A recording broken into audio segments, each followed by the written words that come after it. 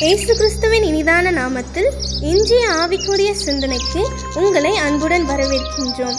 இப்போதும் ஒரு பாடலுக்கு பின்பு உங்கள் சிந்தையை தெளிவிக்கும் ஆவிக்குரிய செய்தியை கேட்கலாம்.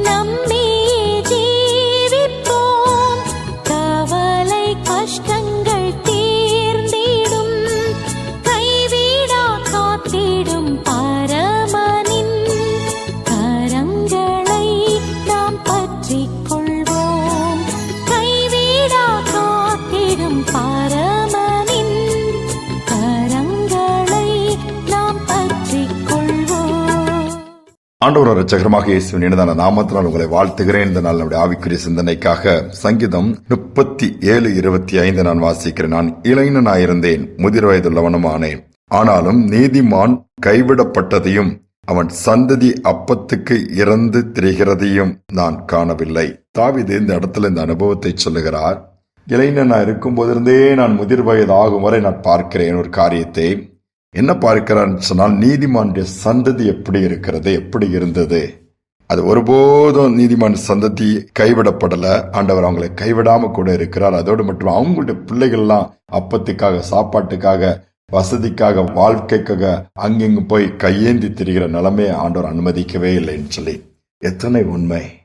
நீதிமான வாழ்ந்தவர்கள் அநேக விதத்துல கஷ்டப்பட நேர்ந்திருக்கும், நிறைய அவமானத்தின் பாதை நேர்ந்திருக்கும், உண்மையாக இருப்பதனால் அநேக உபத்திரவங்களின் பாதையிலும் கடந்து போக நேர்ந்திருக்கும். ஆனால் அது நிமித்தம் அவருடைய சந்ததியை கர்த்தர் ஆசீர்வதிக்கிறார். அதுதான் மேன்மையான ஒன்று. ஆண்டவர் சொல்லுகிறார், உண்மையுள்ள மனிதன் பரிபூர்ண ஆசீர்வாதங்களை பெறுவான். இன்னைக்கு ஒவ்வொருவரும் போய் எதற்கு இவ்வளவு கஷ்டப்பட்டு வேலை செய்றீங்க, எதற்கு இரவும் பகலும் உழைக்கிறீங்கன்னா, என் பிள்ளைகள் நல்லா இருக்கணுமா, நான் தான் கஷ்டப்பட்டேன், என் பிள்ளைகள் கஷ்டப்படக்கூடாது, நான் தான் அதிகமா படிக்கல, என் பிள்ளைகளாவது படிக்கட்டும், நான் தான் இப்படி போயிட்டேன், என் பிள்ளைகளாவது நல்லா இருக்கட்டும், பல விதத்தில் காரணங்கள் சொல்லுகிறோம். ஆனால் பெற்றோர்கள் நீதிமானா இருக்கும் பொழுது, ஆண்டவருக்கு பிரியமா இருக்கும் பொழுது, ஆண்டவரையே நோக்கி பார்க்கும் பொழுது, அவருடைய பாடுகள் இருக்கலாம், கஷ்டங்கள் இருக்கலாம், நெருக்கங்கள் இருக்கலாம், பிள்ளைகள் ஆசீர்வதிக்கப்படுவதை, ஆசீர்வதிக்கப்பட்டிருப்பதையும் பார்ப்பார்கள். அந்த சந்ததி தொடர்ந்து ஆசீர்வாதத்தின் பாதையில ஆண்டவரை மகிமைப்படுத்துவர்களாய் மாறுவார்கள். ஒரு முறை ஆராய்ச்சியாளர் A.E. வின்சிப்ங்கிறவர் ஒரு விதமான ஆராய்ச்சியில ஈடுபடுகிறார். குறிப்பிட்ட மனிதர்களை எடுத்து அவருடைய சந்ததி எப்படி இருக்குன்னு சொல்லி அதுல ஜோனதான் எட்வர்ட்ஸ்ங்கிற ஒரு வல்லமையா பயன்படுத்தப்பட்ட ஊழியர் 1700 ஊழியம் அவருடைய வாழ்க்கை. 1897 தான் அந்த ரிசர்ச் பண்றாரு. அவர் வல்லமையா ஊழியம் செய்தார். அவர் எவ்வளவு போராட்டங்கள், ஏராளமான குழந்தைகள், கஷ்டங்கள், நஷ்டங்கள்லாம் உண்மையாக இருந்து ஆண்டவருக்காக மகிமையான காரியங்களை செய்து, அதுவும் பிரசங்கத்துல பிரபலமான பிரசங்கம் சொன்னா கோபம் இல்ல, ஆண்டவரின் கைகளின் பாவிகள் என்கிற அந்த ஒரு தலைப்பை கூட ஊழியத்தில் உள்ளவங்க எல்லாருமே அறிந்திருக்கிற அந்த பிரசங்கத்தை குறித்து மேன்மை பாராட்டுகிற அந்த மனிதருடைய வாழ்க்கையில அவர் சந்ததிகள் எப்படி இருக்கு, அவர் ரொம்ப கஷ்டப்பட்டார எப்படி இருந்து பார்த்தாங்கன்னா, அந்த ரிசர்ச் சொல்லுது, அவருடைய சந்ததியில ஒரு அமெரிக்க தேசத்தின் துணை ஜனாதிபதி ஒருத்தர் வந்தாராம், 3 அமெரிக்க செனட்டர்கள், 3 கவர்னர்கள், 13 கல்லூரி தலைவர்கள், அவங்க சந்ததியிலிருந்து 30 நீதிபதிகள், 65க்கும் மேற்பட்ட பேராசிரியர்கள், 100க்கு அதிகமான வழக்கறிஞர்கள், மிஷினரிகள், போதகர்கள், ஒரு பெரிய லிஸ்டே போதான். அவர் கஷ்டப்பட்டு உண்மையும் உத்தமா ஊழியம் செய்தாரே, அவர் சந்ததியெல்லாம் தேவன் பெரிய பெரிய பொறுப்புகளை வகிக்கும்படியான அளவுக்கு உயர்த்தி விட்டாராம். இந்த வசனம் எவ்வளவு உண்மையாக இருக்கிறது. நீதிமான் கைவிடப்பட்டதில்லை, இந்த சந்ததி அப்பத்துக்காக இறந்து திரிந்து அப்படிப்பட்ட ஒரு பரிதாபமான நிலைமையை காணவில்லை என்று சொல்லி எழுதப்பட்ட வார்த்தை, அது அப்படியே உண்மை என்று சொல்லி அவர் ஆராய்ச்சி சொல்லுகிறது. இன்னைக்கு நாம் ஒருவேளை கஷ்டப்படலாம், எவ்வளோ நெருக்கத்தில் இருக்கிறோம், நினைச்சது கூட நடக்க மாட்டேங்குது, நினைச்சது கூட செய்ய முடியலையே, அதே பாடுகள் தானே, அதே பிரச்சனை தானே, அதே போராட்டம் இல்லை. ஒரு நாள் வரும், சந்ததிகள் தலை நிமிர்ந்து நிற்கிறதும் சத்தியத்துல நடக்கிறதையும் ஆண்டவர் நாம் மகிமைப்படம் பார்க்கும்போது அதை காட்டில வேறொரு சந்தோஷம் இருக்க முடியாதே. நிச்சயமாகவே அந்த கிருபையை கர்த்தர் கொடுப்பார். கடைசி வரை உண்மையாக, உறுதியாக, உத்தம இருதயத்தோடு ஆண்டவரை பின்பற்றுவோம். நிச்சயமாகவே முடிவு உண்டு. நம்முடைய நம்பிக்கை ஒருபோதும் வீண் போக ஆண்டவர் விடமாட்டார்.